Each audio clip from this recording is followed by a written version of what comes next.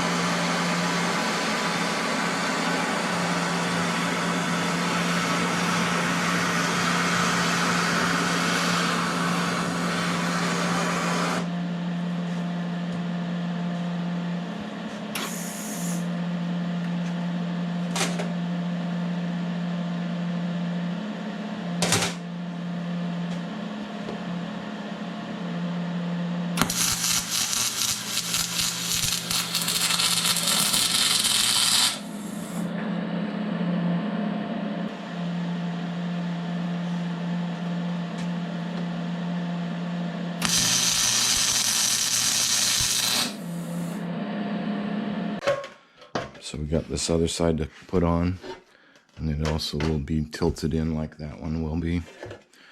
so we can give it more room at the back for the belts, because it's pretty tight in there. All right, so let's get to it.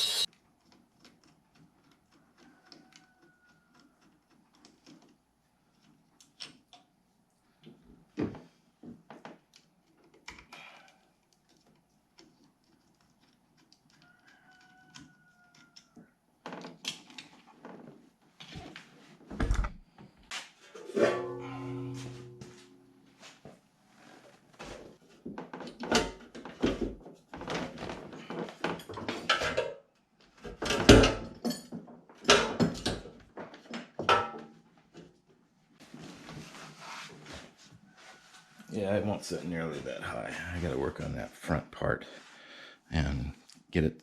Cardboard pulls out a lot easier than on aluminum. So I'll pull that out. The back will sit down more as well. Okay. So we made some more changes down here. We had to pull this out. Same thing on this side. Pull it out and cut out notches for it. It's sitting down pretty close to where I want it to. We found the old ring for the boot, so we'll be adding that back and drilled out, ready to go back on. Well, I made the cup holder out of intake tube. I just trimmed the top of it off so that it didn't stick up so much. Just had a little lip there that let it set just really nice, and put a little bottom on it so that the parts wouldn't fall in there and go into Never Never Land. Painted it a satin black, and it turned out okay. I may change it later, but right now it's fine.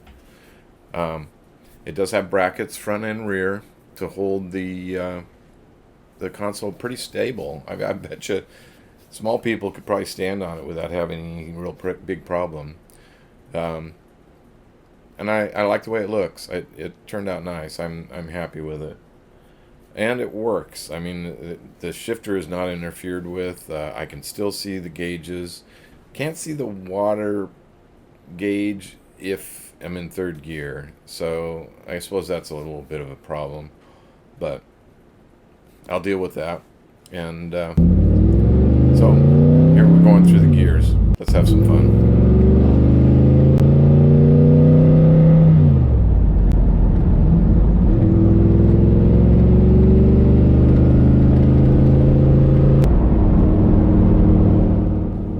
Watching, and be sure to subscribe and get that notification bell so we can let you know when we put out more videos. Got some stuff coming up from the 914 meet from 2022, so stay tuned.